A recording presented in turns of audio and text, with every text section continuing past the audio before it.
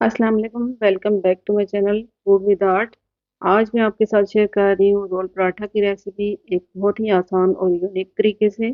मैं आज आपको बताऊंगी कि कैसे आप झटपट और मज़ेदार रोल पराठा घर पर ही बना के तैयार कर सकते हैं, वो भी एक मज़ेदार सी चटपटी ग्रीन चटनी के साथ। ये ग्रीन चटनी हम आपको इसी वीडियो में बनाना सिखाएंगे और बहुत ही मज़ेदार और बहुत ही लजीज चटनी बनेगी। तो इसी के साथ आपसे रिक्वेस्ट करेंगे, अगर आपको ये वीडियो पसंद आती है तो वीडियो को लाइक कीजिएगा। चैनल पे अगर न्यू है तो चैनल को बेल नोटिफिकेशन के साथ ऑन कीजिएगा ताकि आने वाली हर न्यू वीडियो का नोटिफिकेशन सबसे पहले आपको देखने को मिले, वो भी बिल्कुल फ्री में। तो चले आइए वक्त ज़ाया किए बगैर रेसिपी स्टार्ट करते हैं। यहाँ मैं ले रही हूँ 2 कप मैदा। 2 कप मैदा में मैं 2 ही बड़े खाने के चम्मच ऐड कर दूंगी तेल के, और इसके साथ ही मैंने हाफ टी स्पून आधा छोटा चम्मच मैंने डाला है नमक।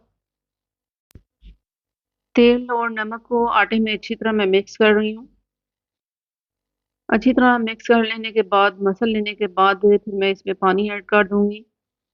पानी में रूम टेम्परेचर ले रही हूँ, गर्म वगैरह नहीं यूज़ किया मैंने। मैं पानी थोड़ा थोड़ा करके यूज़ कर रही हूँ ताकि बहुत ज़्यादा नरम डो जो है इसकी ना गूंदी जाए। ये सारी डो बनाने के लिए तकरीबन 1 ही कप मुझे ज़रूरत पड़ा था, और 1 कप मैंने इसमें पानी यूज़ किया है। और आटा तकरीबन मैंने इकट्ठा कर लिया है।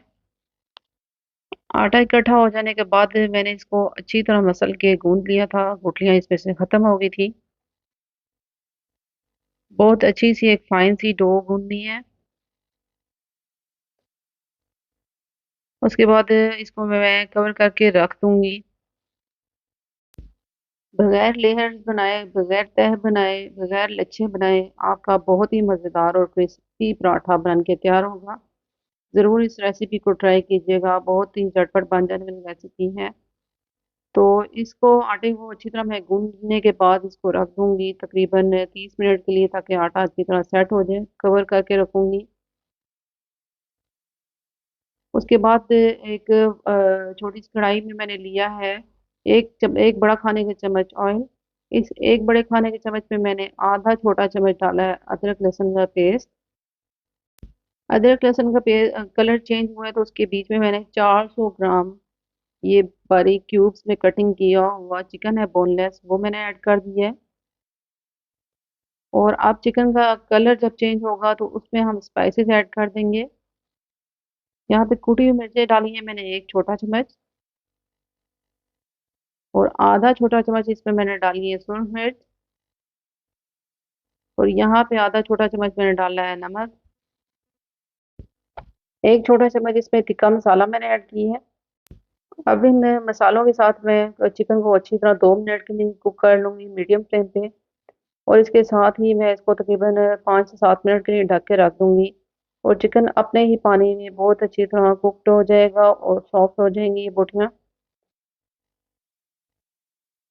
चिकन जो है वो अच्छी तरह कुक हो गया है और थोड़ा सा ऑयल भी से छोड़ना शुरू कर दी है। तो इसको अब हम साइड पे रख देंगे ठंडा होने के लिए। और इसके साथ ही हम ग्रीन चटनी बनाने लगे हैं। ग्रीन चटनी के लिए मैंने बाउल लिया है, इसमें ठंडा पानी ले रही हूँ मैं, और इसमें मैंने कुछ आइस क्यूब्स भी ऐड किए हैं। और इसके साथ ही मैं डाल रही हूँ ताज़ा पुदीना, और ये हरा धनिया है। और इसके साथ ही मैं ऐड कर रही हूँ सब्ज़ मिर्चें हैं ये। और यहाँ पे है अदरक, और ये लहसुन के 3 से 4 जवे हैं। उसके बाद मैं फिर ऐड कर दूंगी इसमें, ग्राइंड करने के लिए मिक्सिंग जार में डालेंगे। और ये सारी चीज़ें आप मैं इसमें डाल रही हूँ ताकि अच्छी तरह हम इसका अच्छा सा फाइन सा पेस्ट बना सकें। ग्राइंडर में अच्छी तरह नहीं हुई थी तो मैंने जूसर में फिर इसको किया था, जग में डाल के दोबारा से ग्राइंड किया था। और यहाँ पे मैंने कुछ आइस क्यूब्स भी डाले हैं, और एक लेमन में ऐड कर रही हूँ। और यहाँ पे थोड़े से भुने हुए चने डाले थे मैंने, और बहुत ही अच्छा सा फाइन सा पेस्ट इसका बन गया है, और बहुत ज़बरदस्त ये इसकी चटनी बन के तैयार हुई है।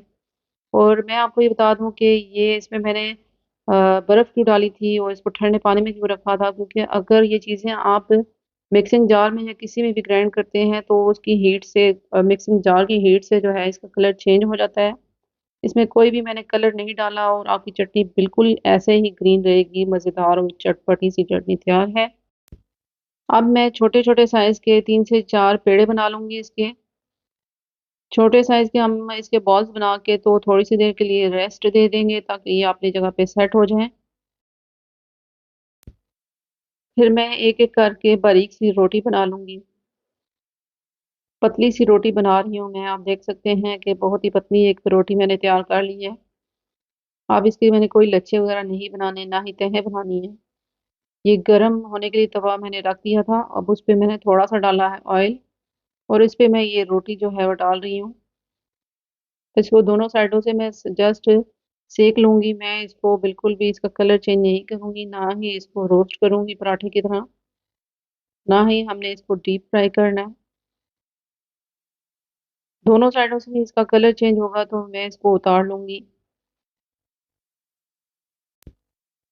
रोल पराठे की ऐसे ही एक एक करके रोटी हमने तैयार कर लेनी है। और यहाँ पे हमने 3 से 4 रोटियां जो है रेडी कर ली हैं। नेक्स्ट स्टेप जो है वो चटनी का है। चटनी हम इस पे फैला देंगे। अब हम इसे कैसे असेंबल कर रहे हैं, ये स्टेप भी आप 1 बाय 1 जरूर नोट कीजिएगा। इसी से आपका पराठा ज़बरदस्त और चटपटा बनेगा। आप देख सकते हैं कि पूरे पराठे पे मैंने चटनी जो है वो लगा दी है। और यहाँ पे मैंने बारीक कटा हुआ खीरा लिया था, बंद गोभी ली थी और इसके साथ ही मैंने ली थी गाजर। और उसके बाद मैं फिर असेंबल कर रही हूँ इस पे चिकन टिक्का जो हमने रेडी किया था। अब मैं इस पे लगा रही हूँ मायोनीज।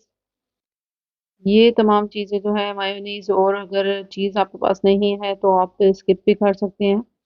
और उसके बाद से मैंने चेडर चीज़ डाली है इसके ऊपर, और ये हमारा एक रोल पराठा जो है वो बहुत अच्छे से रेडी हो चुका है।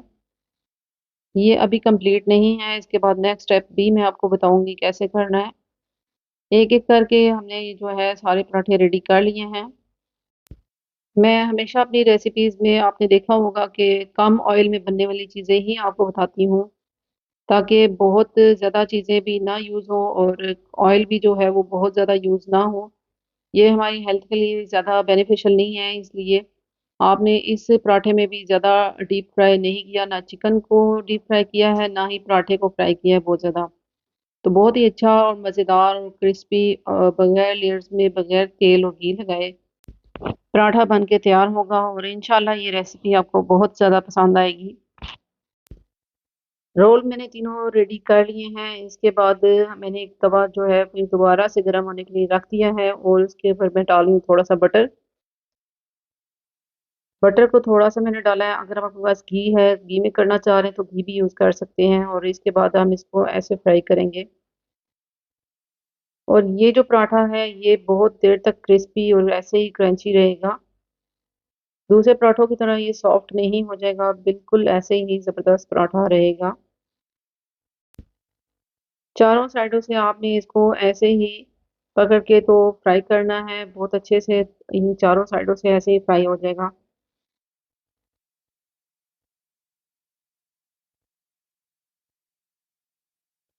मीडियम फ्लेम पे आप इसे करें, बहुत हाई फ्लेम पे करेंगे तो बहुत जल्दी इसके जलने का डर होगा, क्योंकि ऑलरेडी ये हाफ कुक्ड है ये।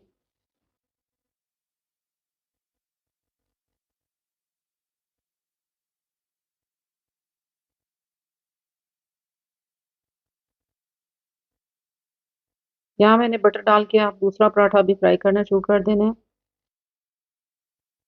ताकि हमारे टाइम की भी बचत हो और काम भी जल्दी हो जाए।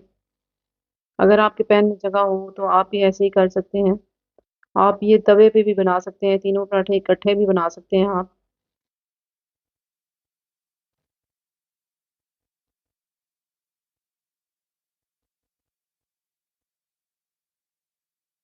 इंशाल्लाह ये रेसिपी आपको ज़रूर पसंद आएगी। अगर पसंद आती है तो आपने मुझे कमेंट बॉक्स में कमेंट करके ज़रूर अपना फीडबैक देना है। बहुत ही मज़ेदार और एक हेल्दी पराठा बन के तैयार हो चुका है।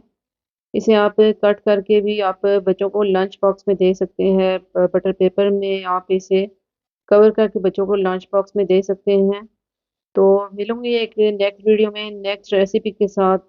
जब तक के लिए अपना ख्याल रखिएगा, मुझे दुआओं में याद रखिएगा। Thanks for watching. अल्लाह हाफिज़।